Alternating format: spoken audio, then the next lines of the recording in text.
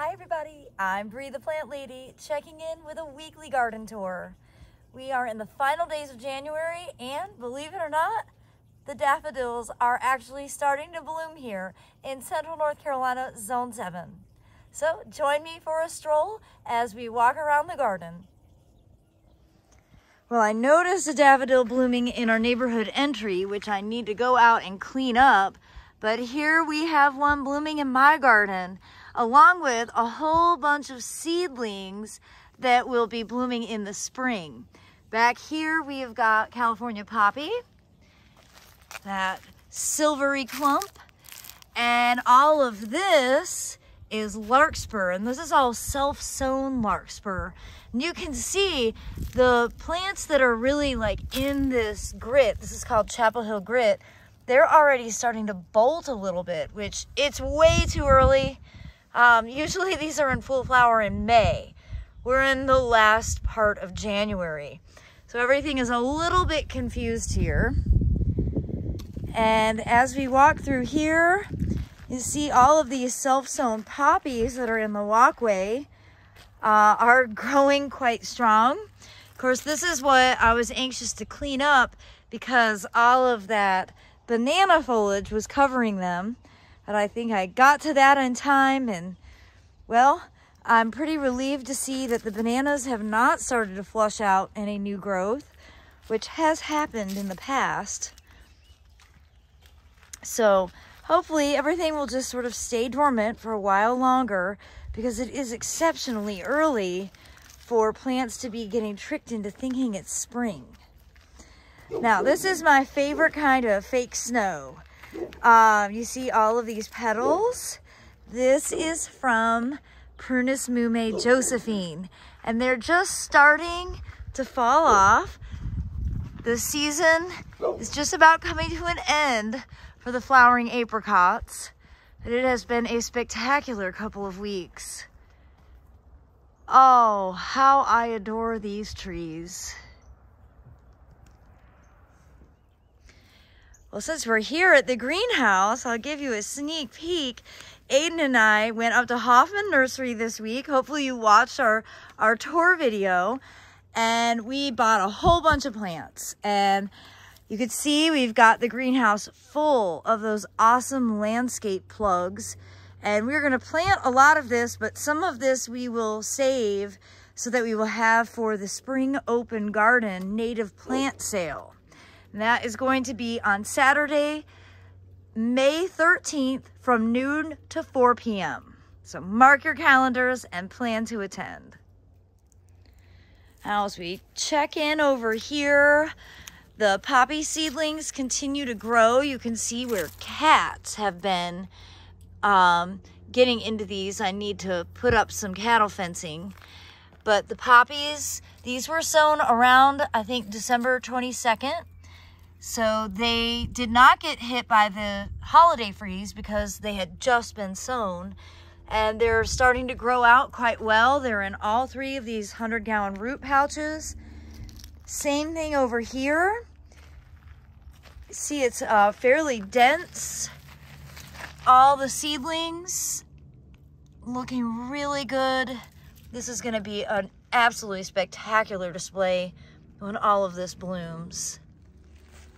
Now, speaking of spectacular displays, the Edgeworthia Chrysantha Snow Cream that rooted itself here into the ground about 10 years ago is fully starting to bloom now.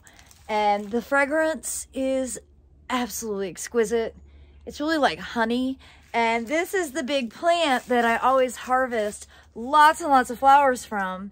And I use these in floating arrangements. I have to tell y'all, it is so decadent to have this, to have these blooms floating on my dining room table, because the entire house smells like Edgeworthia, and it is the most incredible fragrance. I truly wish smell-o-vision existed so that all of you could enjoy this. For those of you who live in a climate where you can't grow Edgeworthia, I'm sorry. It is a spectacular deciduous shrub. Several people have brought up that, you know, their flowers have essentially aborted, and that was likely because of the holiday freeze. And that does happen from time to time here. I have a lot of Edgeworthia planted around the garden, this one in this absolutely ridiculous spot, which I never would have planted this here. This was a rooted cutting in a 1-gallon pot that rooted through. You can actually see that the pot is still there, and I'm just not messing with it because it's my happiest, healthiest Edgeworthia. And I think it's because of the adjacency of this metal garage that these flowers really never seem to get nipped by extreme cold. I'll show you other plants that I have who those plants are nowhere near as healthy and happy as this, and many of those have lost flowers that were not in a protected zone. So that's just a little bit of cultural information to keep in mind if you're siting an Edgeworthia, because with our sort of now new normal of temperature fluctuations and temperature extremes, you might actually want to put your Edgeworthias in somewhere that's a bit more protected. Well, it's been very wet this week, and you can see here leading into the woodland swamp that we've got standing water, which is actually fairly normal for us at this time of year. So coming into the woodland swamp, we've got an Edgeworthia here. I believe this is Gold Rush, and you can see it's obviously much smaller. This is a smaller cultivar, but the flowers aren't as advanced as the one over by the garage. They are starting to bloom, and they do smell just as wonderful. But overall, I think a lot of times people will experience where older branches will just look dwarf and like the flowers won't really completely open. And a lot of times that's actually the plant just trying to get rid of kind of its older wood. Edgeworthias are kind of notorious for rotting out, even in not super wet conditions. So if you have that happening, you could actually just cut back some of the older stalks, and that will push out healthy new growth, and you should get better flowering that way. And I'm so glad that I got the hellebores cut back when I did, because they are blooming, y'all. And this is a really delightful double form. Oh, it's so pretty. I generally pick all of my hellebore flowers just because I don't come out to the woods every day, and I'd rather have them in a floating arrangement near the door where I'll really enjoy them. Now, I always show this every year. I believe there really is a species differentiation between Edgeworthia chrysantha, which is this. This is, again, snow cream. And then Edgeworthia pepifera. And my Edgeworthia pepifera looks terrible. Actually, I'm not sure that this is, I mean, it is alive, right? I hope. Yeah, it is green. That's an easy way to check. You know, if you just score it lightly with your fingernail and the underneath the bark is green, that does mean it's alive. But you can see everything on this plant is smaller. The trunks, the flowers, when the foliage comes out, the foliage is smaller. I knew it as different species, so I still differentiate it that way. Now, this Edgeworthia here is actually a plant that had some rotten older wood, and I was actually able just to literally break it off. It just broke right off at the base, and that will definitely help push out. That'll stimulate sort of new suckery growth that over time will actually take over those original trunks. Well, Crimson Candles Camellia is way ahead of schedule compared to most years. I do love this plant. It's just such a heavy bloomer. This is a complex hybrid from Dr. Clifford Parks, and it's a really fantastic plant. It's not like the flowers are really, as an individual, that showy. They're just sort of single, small, bright pink. It's more the fact that there are so many flowers on a single plant. Really makes this a showstopper. Well, you can see here I've got some more hellebore foliage to cut, and these are already starting to bloom. This is a section of hellebores that I bought a few years ago from Pine Knot Farms, which is a fantastic source of hellebores. And some of these hybrids have been blooming for, you know, over a month.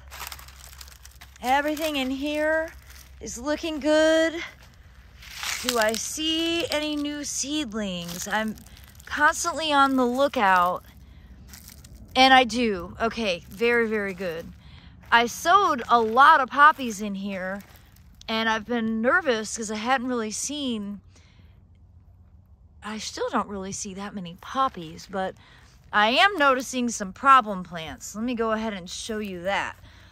This Velcro weed is basically the worst plant in my garden year-round. I think this is actually my #1 enemy. And I weeded this a few weeks ago, like right before the holidays, and I need to come back in and weed it again because I do not want to let this go to seed. It will just, I mean, it's already feeling like an endless effort, but the better I do of getting rid of it now, next year will be that much better. So I need to spend some quality time out here re-weeding this bed. You know, other weeds include like lamium and this geranium, but they're nowhere near as bad as this Velcro weed. This is really a problem, and when it goes to seed, it sticks to the cat's fur, and the cats are actually the ones that are distributing it. Speaking of weeding, I do need to spend some quality time on this border as well. Now is a really good time. It's like today is a perfect day. It's warm, it's sunny. This won't really take all that long, but it's really good to get it now because you can actually see some of the stuff, like this, I think this is henbit, is already blooming. So once it starts blooming, it's gonna start going to seed. So, you know, I've got a limited number of days before I can pull this before it sets more seed, and you can see more are starting to bloom over here. So time is of the essence to get this patch cleaned up once and for all. Well, let's check in on these soil cube bags that Abby and I direct seeded. So you can see the grains are doing really well and all of the poppies down in there. I'm so excited to watch these develop. Everything is growing really, really well. Here's a bag with just poppies, a couple different stages, slightly larger. And this was the seed that was sown not all that long ago, probably now about a month. And all of these bags have lots of seeds germinating in them. I have got a shout out yet again to Jasminum nudiflorum for being an absolute gem the entire month of January. This has just been a non-stop bloomer. It is so cheerful and bright and wonderful. I'm not sure that I've always appreciated this plant as much as I have this year.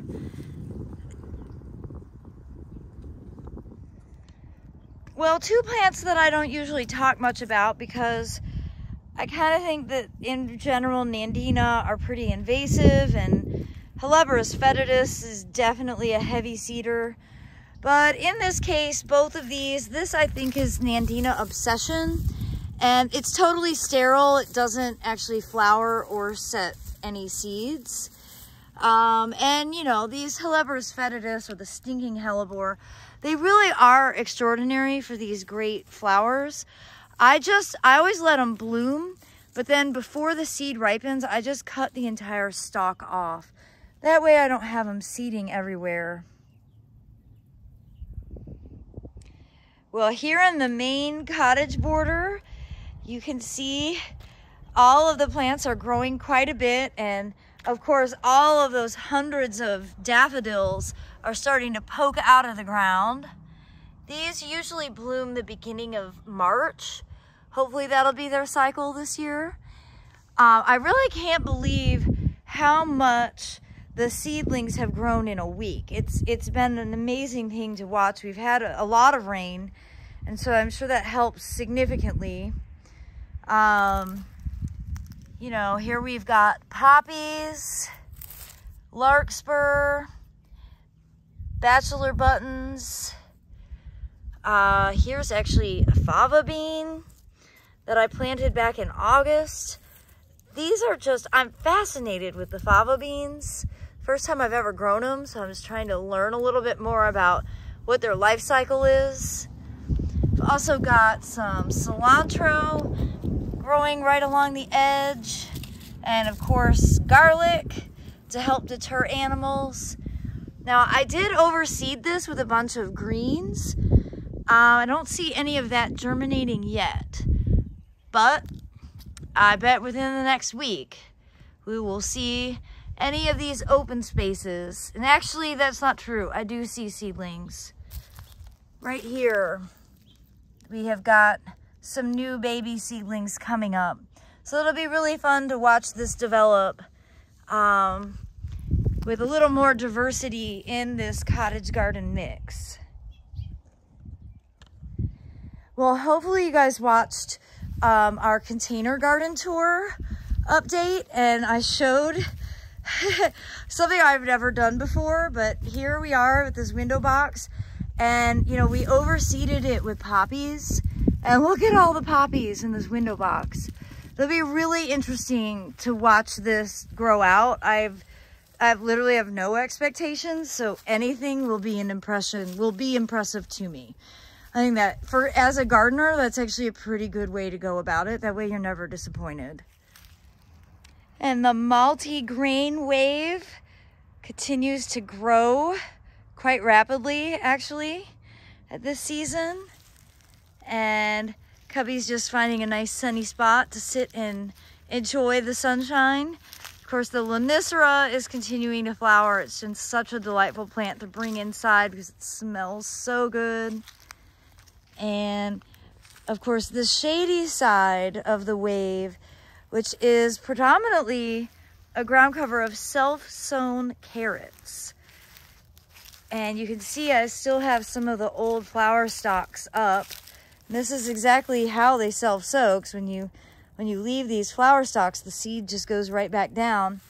You see the foliage of the carrots. And of course, the roots are what you eat. It's pretty amazing. Now I see some deer have been nibbling. This is actually lunaria, or the money plant. You see they ate some of the older leaves off of that. And I even see that deer have been nibbling on the carrot foliage. So I'll probably need to come out and put some I Must Garden deer repellent on everything here. But I really wanted to show you the Carex cherokeensis, which I planted a year ago out here. And that is this sort of grassy looking fine foliage that is, you know, really great for dry shade, but it'll also grow in sun. And Aiden and I planted a bunch of this next door at the Carolina Garden House as a ground cover for the big native shrub border. And as we come along the north side of the house, you can see that Camellia japonica October Affair is putting on an incredible flower display. Despite the holiday freeze, which did lose a lot of flowers, it is still chugging along. Now you can see a lot of the flowers are showing cold damage, but I still thoroughly enjoy seeing these blooms. And over here in the big hellebore patch, you can see lots of blooms are starting. I'll definitely be collecting these for floating flower arrangements. Don't really need to have any more seedlings. They do seed profusely. And you can see the Matsubura red Prunus mume is just about finished. It's been blooming basically all month. And I am still thoroughly enjoying Josephine, which is in bloom there.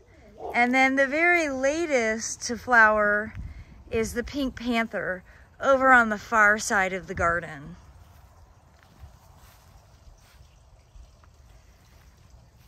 And believe it or not, my little cattle fence panels have made a huge difference deterring the deer. The barley is totally recovering, as is the crimson clover. And everything in these beds is chugging right along. I think a lot of the poppies that were growing in this bed have kind of melted away, which is too bad. Though I do see some. See those right there. And in part, I think that's because this side is colder as it gets more shade. Whereas you come to this side where it's full sun, and look at the poppy seedlings here. It is really amazing just a few feet away what a difference you can have in microclimates in your garden. And over here at the Carolina Garden House, you could see this is the bed that Aiden and I started getting planted with 3 different species of native sedges. We covered that in yesterday's video, so be sure to watch that to get all the details. And we will also do a lot of overplanting with native perennials as well, just to fill up any other open areas of mulch. That way, hopefully by midsummer, you won't be able to see the mulch at all. Now, we haven't planted anything extra in this bed, and that's because we did an overseeding in here. So right now, the cottage garden mix hasn't started to germinate, but the grains have. And here you can see wheat, and then that reddish is actually rye. So I'm really thrilled to see those growing wheat. We planted these as clumps so that they would just be really cool accents. This is the latest I've ever sown grains. So it'll be really interesting to see their timeline, whether it's the same as when I would normally do it in late November, early December, or if they are actually a month later. So I'm excited to learn from that experience.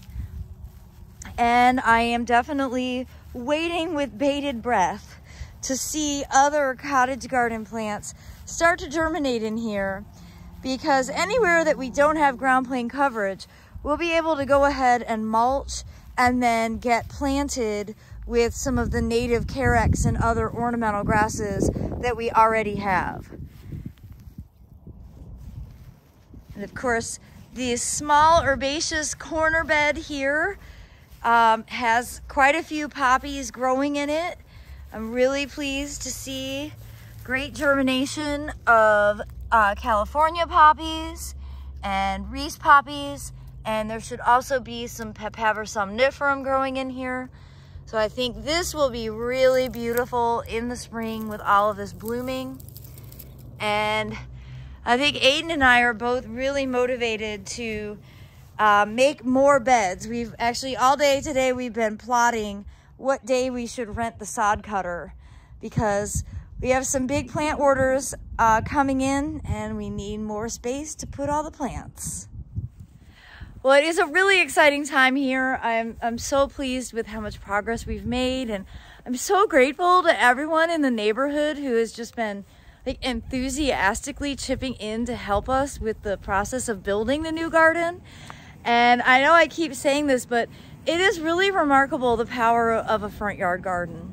You know, basically everyone in your neighborhood gets to enjoy it, and therefore they feel a bit more invested. And you know, while they're here helping, they're getting motivation for their own gardens. And it really is, well, it's just been a real inspiration for me to be able to witness the enthusiasm of so many people, and especially so many kids who have a million other things they could do with their time, but instead they choose to come here and help dig holes and put out mulch and sow seeds.